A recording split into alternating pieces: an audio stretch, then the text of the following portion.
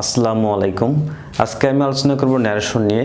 ন্যারেশনে আপনি অনেক রুলস অনেক বইয়ে পড়ে থাকবেন, এরপরে আপনি অনেক শিক্ষকের কাছে আপনি পড়ে থাকবেন, তারপর ন্যারেশনে আমাদের অনেক সময় অনেক সমস্যা থেকে থাকে। তো আশা করি এই ভিডিওটা দেখলে আপনার ন্যারেশনে আর কোনো সমস্যা হবে না ইনশাল্লাহ। তো প্রথমে আমি কিছু কথা বলে নেই। আপনারা সবাই এই বক্সটা অর্থাৎ এই পাশ থেকে সম্পূর্ণ অংশটা ভিডিওটা পজ করে অথবা আপনি চাইলে এটা আপনি স্ক্রিনশট দিয়ে অথবা আপনি খাতায় লিখে নেবেন, কারণ ন্যারেশনের এটা হলো মূল।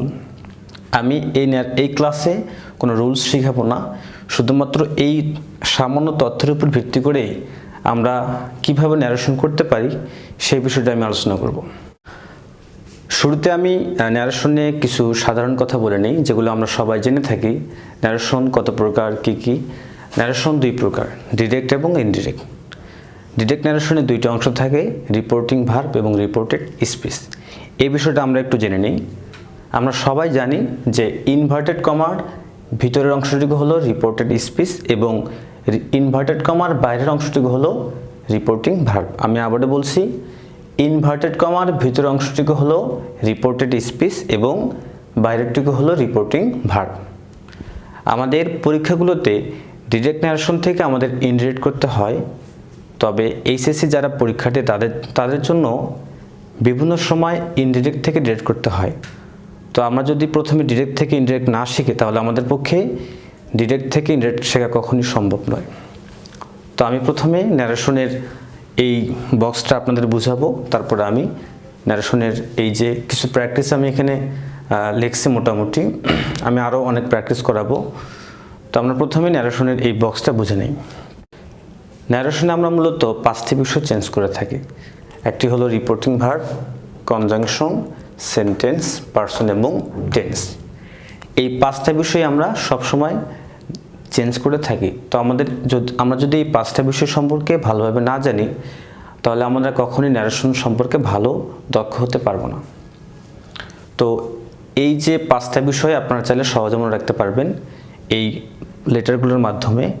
আর, সি, এস, পি, টি। এখানে আমি আরতে রিপোর্টিং ভার্বকে নির্দেশ করেছি, সিতে কনজাংশন, এসতে সেন্টেন্স, পিতে পারসন এবং টিতে টেন্স। আমরা চাইলে খুব সহজে এগুলো মনে রাখতে পারবো। আমরা এই বিষয়গুলো ন্যারেশন চেঞ্জ করার সময় ধারাবাহিকভাবে চেঞ্জ করে থাকব এবং আমি এখানে ধারাবাহিকভাবে বুঝাবো। প্রথমে আসি আমাদের রিপোর্টিং ভার্ব সম্পর্কে। যদি রিপোর্টেড স্পিচের সেন্টেন্সটা অ্যাসার্টিভ হয়, সেক্ষেত্রে রিপোর্টিং ভার্বটা হবে সেইট অথবা টোল্ড। এখানে আমি ক্লিয়ার করে দেই কখন সেইট হবে কখন টোল্ড হবে। যদি রিপোর্টিং ভার্বের অবজেক্ট থাকে, অর্থাৎ যদি বক্তা এবং শ্রোতা উভয়ই থাকে, সেক্ষেত্রে আমরা বসাবো টোল্ড। আর যদি শ্রোতা না থাকে অর্থাৎ অবজেক্টটা না থাকে, সেক্ষেত্রে আমরা লিখবো সেইট। এরপরে আসি আমরা ইন্টারোগেটিভ সেন্টেন্স। ইন্টারোগেটিভ সেন্টেন্সে আমরা সবসময় আস্তে বসাবো। ইম্পারেটিভ সেন্টেন্স যেহেতু বিভিন্ন অর্থ প্রকাশ করে, সেক্ষেত্রে রিপোর্টিং ভার্বটা অর্থানুসারে চেঞ্জ হবে। যদি ইম্পারেটিভ সেন্টেন্স দ্বারা আদেশ বোঝায়, সেক্ষেত্রে অর্ডার্ড, উপদেশ হলে অ্যাডভাইসড, আর অনুরোধ হলে রিকোয়েস্টেড, নিষেধ বোঝালে ফরবেড, আর যদি আমরা অর্থ না বুঝি সেক্ষেত্রে বসাবো টোল্ড। তারপরে অপারেটিভ সেন্টেন্সে আমরা বসাবো উইশড অথবা প্রেড। আর যদি রিপোর্টেড স্পিচের সেন্টেন্সটা এক্সক্লেমেটরি হয়, সেক্ষেত্রে বসাবো এক্সক্লেমড। এখানে আমরা বিভিন্ন বই দেখে থাকি exclaimed with joy, exclaimed with sorrow. এক্ষেত্রে আমি ভালোভাবে বলে থাকি আপনাদের যে আসলে এখানে মূলত রিপোর্টিং ভার্বটা exclaimed. With joy, with sorrow, with wonder, with surprise, এগুলো যদি আমরা এক্সক্লেমেটরি বাক্যের অর্থটা ভালোভাবে বুঝে থাকি, তাহলে আমরা লিখব, অন্যথায় আমরা এক্সক্লেমড লিখব। আমি এখানে রিপোর্টিং ভার্ব সবগুলো পাস্ট টেন্সে লিখেছি, কারণ মূলত আমাদের পরীক্ষায় পাস্ট টেন্সই থাকে, প্রেজেন্ট টেন্সে বা ফিউচার টেন্সে খুব কম থাকে। আচ্ছা, এই বিষয়টা আমি আরও পরে আলোচনা করব। এরপরে আসে কনজাংশন। কনজাংশনটা আমি খুব সংক্ষেপে এখানে উপস্থাপন করেছি আপনাদের বোঝার সুবিধার্থে। এখানে আমি হাইলাইট করে লিখেছি এ, ও এবং ই। এই তিনটি লেটার তিনটি সেন্টেন্সকে নির্দেশ করে। এতে অ্যাসার্টিভ, ওতে অপারেটিভ, এতে এক্সক্লেমেটরি। এই তিনটি সেন্টেন্সের ক্ষেত্রে আমরা কনজাংশন লিখব দ্যাট। তারপরে ইন্টারোগেটিভ সেন্টেন্সে সবসময় ইফ অথবা ডাব্লিউ শর্ট হয়ে থাকে। এক্ষেত্রে আমি বলি ইফ কখন হবে, আমরা জানি ডাব্লিউএইচ ওয়ার্ড দুই ধরনের হয়, একটা ডাব্লিউএইচ দিয়ে শুরু হয় আর একটি সাহায্যকারী ভার্ব দিয়ে শুরু হয়। যদি ইন্টারোগেটিভ সেন্টেন্সটি ডাব্লিউএইচ ওয়ার্ড দিয়ে শুরু হয় সেক্ষেত্রে ডাব্লিউএইচ ওয়ার্ড, অন্যথায় আমরা বসাবো ইফ। এবার আমরা আসি ইম্পারেটিভ সেন্টেন্সে। ইম্পারেটিভ সেন্টেন্সে অনেকগুলো কনজাংশন থাকে, তো আমরা কিভাবে খুব সহজে মনে রাখতে পারি। স্বাভাবিকভাবে ইম্পারেটিভ সেন্টেন্সে ট্রু অথবা নট ট্রু হয়। যদি বাক্যটি হ্যাঁ বোধক হয় সেক্ষেত্রে ট্রু, না বোধক হলে সেক্ষেত্রে নট ট্রু। আর যে ইম্পারেটিভ বাক্যগুলো নেভার দ্বারা শুরু হবে সেক্ষেত্রে বসাবো নেভার ট্রু। আর যেই ইম্পারেটিভ সেন্টেন্সগুলো লেট দ্বারা আরম্ভ হয় সেক্ষেত্রে আমরা বসাবো দ্যাট। এরপর আমরা সেই সেন্টেন্সে রিপোর্টেড স্পিচে যে সেন্টেন্সই থাকুক না কেন, যখন আমরা তার চেঞ্জ করি অর্থাৎ ডিরেক্ট থেকে ইনডিরেক্ট ন্যারেশনে চেঞ্জ করি তখন রিপোর্টেড স্পিচের সকল সেন্টেন্স অ্যাসার্টিভে রূপান্তর হবে। অর্থাৎ প্রথমে সাবজেক্ট, তারপরে ভার্ব, তারপরে অবজেক্ট, তারপরে এক্সটেনশন, তারপরে ফুল স্টপ। এরপরে আমরা আসি পার্সন। আমি পার্সনটা এখানে লিখি নাই। আমরা সবাই পার্সন সম্পর্কে জানি। পার্সন তিন প্রকার, ফার্স্ট পার্সন, সেকেন্ড পার্সন এবং থার্ড পার্সন।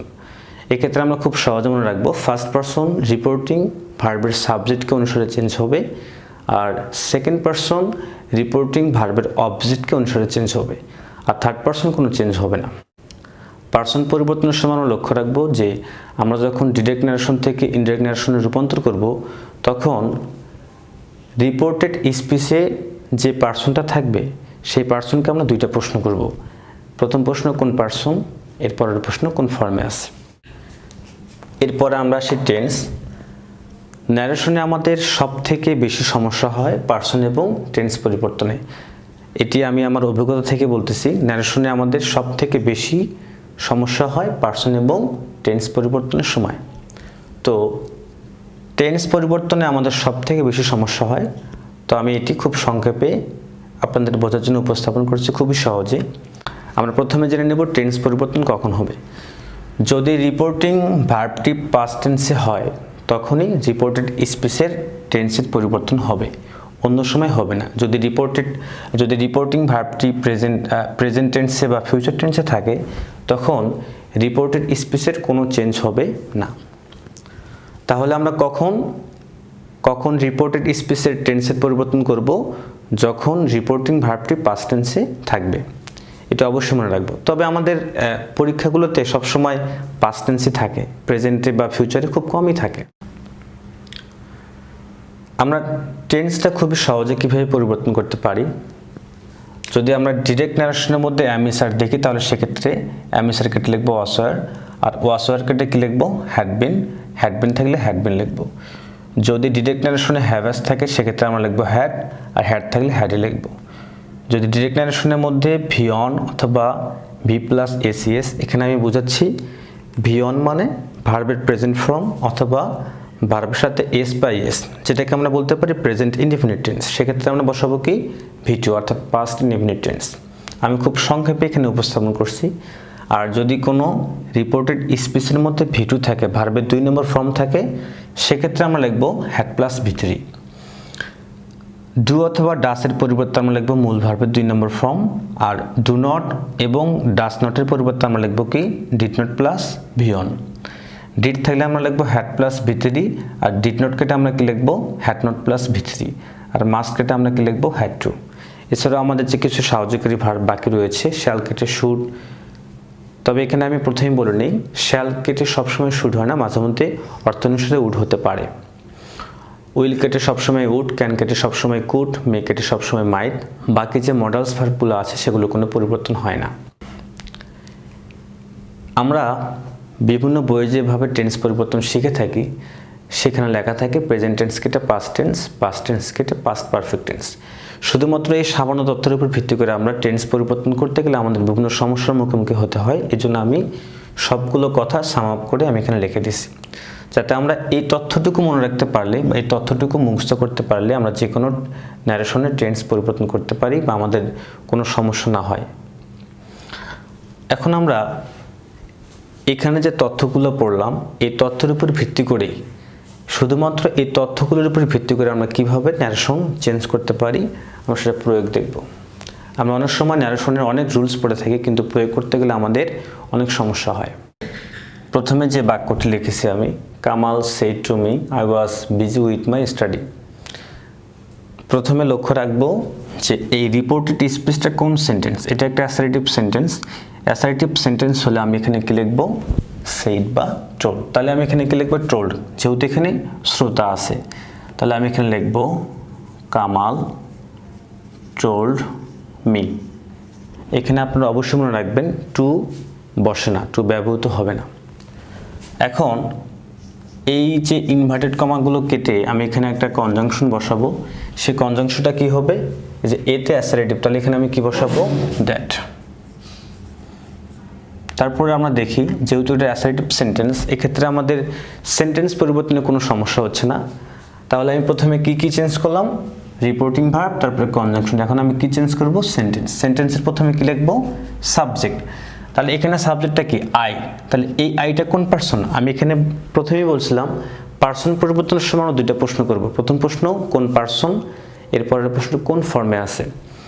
তাহলে আপনারা সবাই প্রশ্ন করেন আইটা কোন পারসন, আইটা ফার্স্ট পারসন। ফার্স্ট পারসন কাকে ধরবে, সাবজেক্টকে। সাবজেক্ট এখানে কি, কামাল। তাহলে কামাল একটা কি ছেলে, তাহলে ছেলে এখানে কি হবে, হি।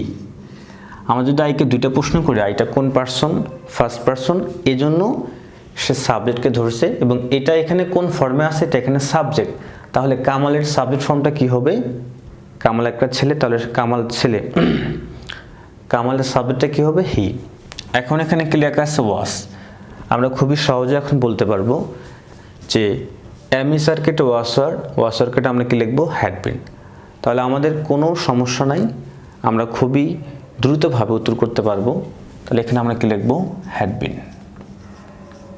হ্যাড বিন বিজি উইথ, এখানে আবার মাই। মাইকে আমরা দুইটা প্রশ্ন করি, মাই কোন পারসন, ফার্স্ট পারসন, কোন ফর্মে আছে, এখানে আছে পসেসিভ ফর্মে আছে এটা।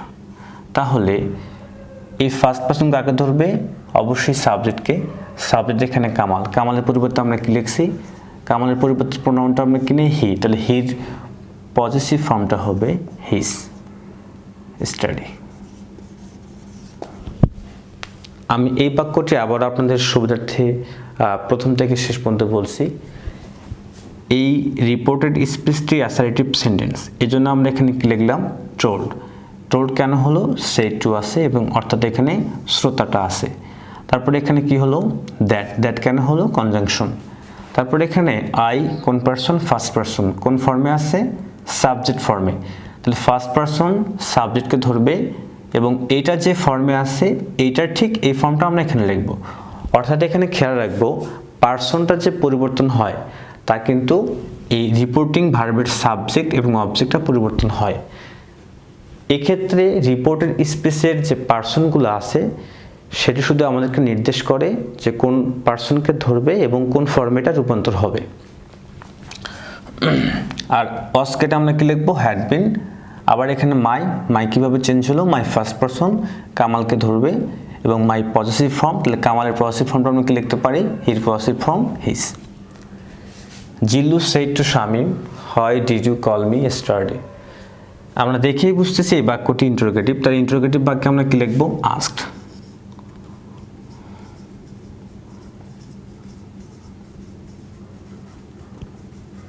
এরপর আমরা লিখবো কনজাংশন, যেহেতু আমরা জানি যে আমরা চেঞ্জ করব কি আর, সি, এস, পি এবং টি। তাহলে এখানে সিটা কি হবে, ডাব্লিউ শর্ট, যেহেতু আছে তাহলে ডাব্লিউ শর্টটা আমরা লিখবো হয়। এখন আমরা কি লিখবো, এখানে সাবজেক্ট, এস মানে কি এখানে প্রথমে সাবজেক্ট হবে। তাহলে এই বাক্যের সাবজেক্ট কোনটা, এই বাক্যের সাবজেক্ট হলো ইউ। ইউ কোন পারসন, সেকেন্ড পারসন, কাকে ধরবে, শামিমকে। এখন ইউ এখানে কোন ফর্মে, মানে কি ইউটা এখানে সাবজেক্ট নাকি অবজেক্ট, তাহলে ইউ এখানে সাবজেক্ট, তাহলে শামিমের সাবজেক্টটা আমরা কি লিখবো, হি, ব্র্যাকেটে এস দেব। এখন এখানে ব্র্যাকেটে আমরা কেন এস দেব, কারণ যেহেতু শামিম এবং জিল্লু উভয়ই ছেলে মানুষ, এজন্য বোঝার সুবিধার্থে কে, এই হিটা কে, জিল্লু নাকি শামিম, এজন্য আমরা এস বলতে আমরা কি বুঝবো, শামিম। এখন এখানে কি আছে, ডিড, তাহলে ডিড কেটে আমরা কি লিখবো, হ্যাড প্লাস ভি3, তাহলে এখানে আমি লিখবো হ্যাড। ভি3 বলতে এখানে কি মূল ভার্ব কল, কলের ভি3 কল্ড, কল্ড মি। আবার এই মিকে প্রশ্ন করব, দুইটা প্রশ্ন করব। প্রথম প্রশ্ন, মি কোন ফর্মে আছে এবং সরি, প্রথম প্রশ্ন মি কোন পারসন, দ্বিতীয় প্রশ্ন মি কোন ফর্মে আছে। মি ফার্স্ট পারসন, কাকে ধরবে? জিলুকে।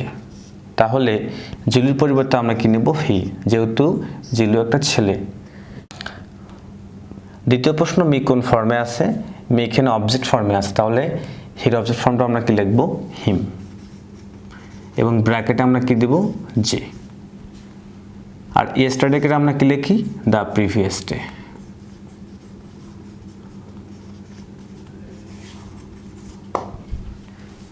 তিন নম্বর practice, Sumi said to ma'am please give me your pen. আমরা এখানে দেখতে পারতেছি এখানে লেখা আছে প্লিজ, এবং এই বাক্যটি ইম্পারেটিভ সেন্টেন্স। তো যেই ইম্পারেটিভ সেন্টেন্সগুলোর মধ্যে আমরা প্লিজ পাবো, প্লিজ মানে এখানে অনুরোধ করা বোঝানো হয়েছে, সেক্ষেত্রে আমরা এখানে কি লিখব? সুমি রিকোয়েস্টেড মিম। এই প্লিজটা তখন বাদ যাবে, এখানে লিখব টু, যেহেতু বাক্যটি হাবোধক, টু গিভ। এখানে আছে মি, এই মিটা কোন পারসন? ফার্স্ট পারসন, সুমিকে ধরবে, এবং মি এখানে কোন ফর্মে আছে? Object form. তাহলে সুমির পরিবর্তে আমরা লিখব শি, তাহলে শির অবজেক্ট ফর্মটা কি হবে? হার। আবার এখানে আছে ইয়োর, ইয়োরটা কোন পারসন? সেকেন্ড পারসন আবার কাকে ধরবে? মিমকে, অবজেক্টকে ধরবে, মিমও একটা মেয়ে মানুষ, তাহলে মিমের ক্ষেত্রে আমরা কি লিখব? শি।